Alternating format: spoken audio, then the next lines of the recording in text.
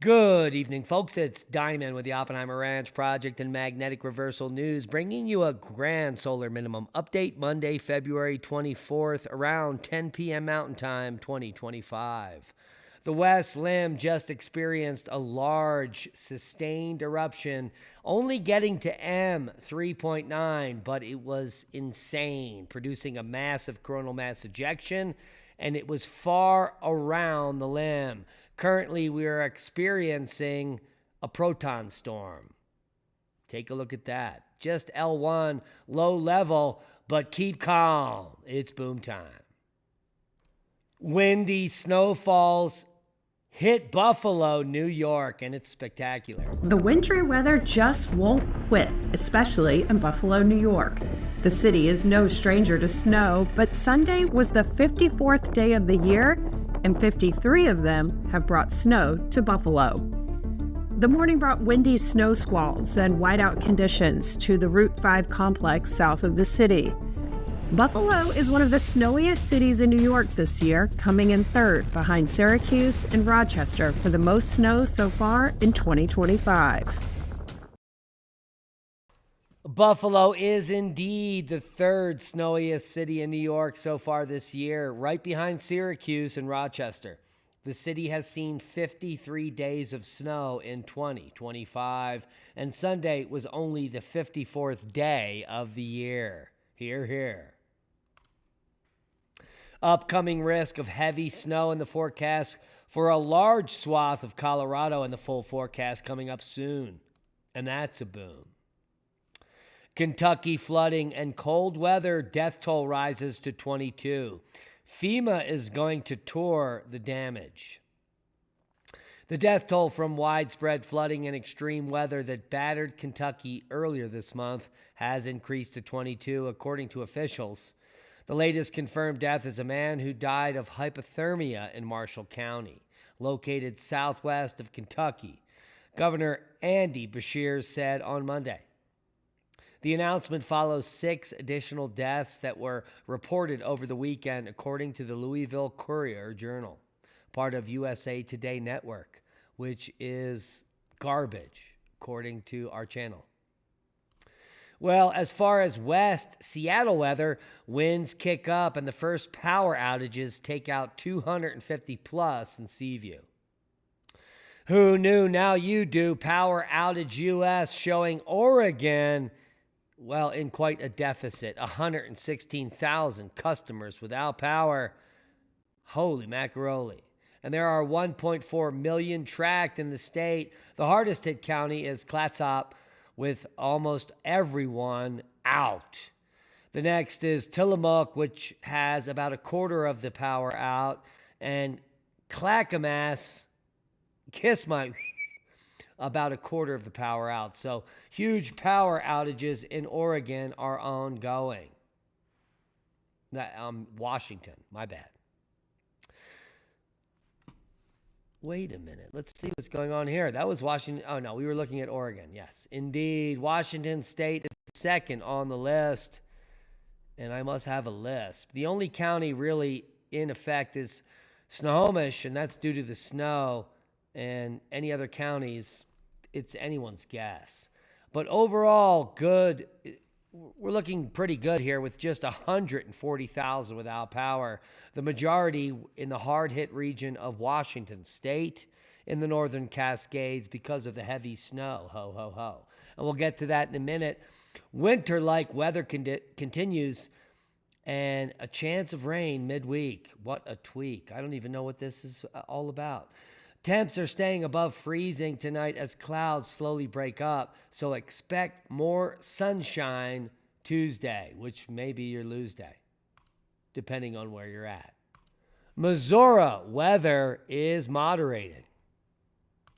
And here is the full forecast. Heavy rain, mountain snow, and high winds continue in the northwest U.S. through Tuesday, maybe even Wednesday morning. An atmospheric river will wane through Tuesday with areas of heavy rain, high elevation mountain snow, and strong winds over the northwestern U.S., tapering off, hopefully. Across the Pacific Northwest into the northern Rockies, river and small stream flooding impacts are expected through today in response to persistent rainfall, snowmelt, and potential ice jams, and this will last the rest of the week. What a tweak. Click on your county for more information.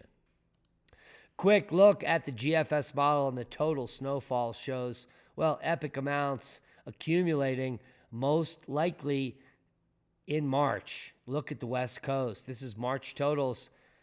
Left this line, and, well, it's sublime. Let's take a look at what's going to happen here in the next few days. 3, 6, 9 hours. Almost all the weather is going to be in the Pacific Northwest. A small clipper will move through the Northeast here Tuesday, Wednesday, and no real weather until Thursday, where another clipper is going to be moving through the Great Lakes and the Northeast here Thursday through Friday. Something develops behind it, another clipper, and that will bring us through the weekend in the Northeast, when another storm will develop mid-continent and bring some spattering of rain to the southeast. But it's not till the first week of March here where we could see a major storm develop, storm after storm in March, and bringing some heavy totals of snow to the west. That is the big winner chicken dinner. Let's take a look at the total snowfall as we move on through March. 3, 6, 9, 10. Here we are through Thursday morning. Take a look. A little bit of snow in the Northeast. Significant snow in the Northwest, including 4 feet or more for areas in the Northern Cascades. Thursday, Friday, Saturday, Sunday, Monday. Here we are towards next week. We could have heavy totals in the Northeast. Good news for the ski resorts there. No activity in the Pacific Northwest. And just marching it through here as March comes in. And it could be a situation, well, this could be a winter spring. Shut up, Al. Get in your hole. Al Gore is not pleased. No bun cake for Al. Seismic update. Couple of interesting rumblers today. A 5.4 in the Cayman Islands. We've got some activity in Greece at a 4.4 today. And the biggest news is a 5.3 in Paradip Garth, India.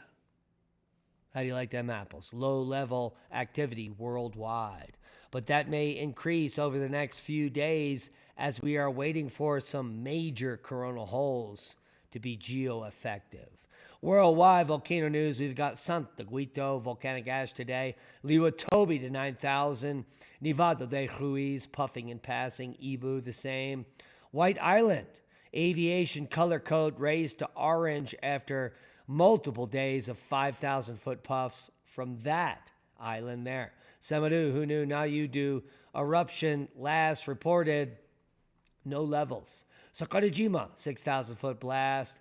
Marapi to 12,000. Talika to 5,000. Liwatobi, no numbers. White Island intermittent low-level eruptions continue as the alert level has been risen to orange. Santa Guito, 14,000-foot blast today. Nevado de Ruiz to 20,000 feet. Ibu, puffing and passing. Liwatobi to 6. Sakurajima to 6. And Liwatobi on the list. Semeru, who knew, now you do. Eruption, puffing and passing there. White Island to 5,000. Intermittent low-level eruptions as the aviation color code has been raised to orange. And I believe that wraps up worldwide volcano news for the day. Hey, hey.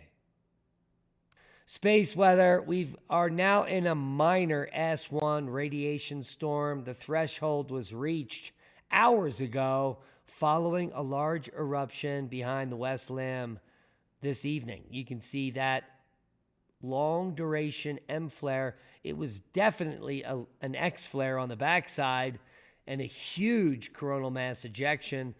And the Earth facing quiet is king. Dang, dang. Thank God. No geomagnetic effects from this blast at all. Well, except for a low-level proton storm happening now. You can see it's peaked, and it's now moderating, and that will drop off. No threat there. The only threat we have is to freedom of speech. They have demonetized Magnetic Reversal News after 8 years continuously on YouTube. YouTube can suck it. We need you all to migrate, all of you, all of our subscribers, to both of our channels on Rumble, Magnetic Reversal News and Oppenheimer Ranch Project. At some time in the near future, there will be absolutely nothing posted on YouTube because they are communist censorship, corporatocracy shittards, and they can suck it. And that's a boom to knowledge. Please, fuck YouTube and be safe. And that's a boom. We love you.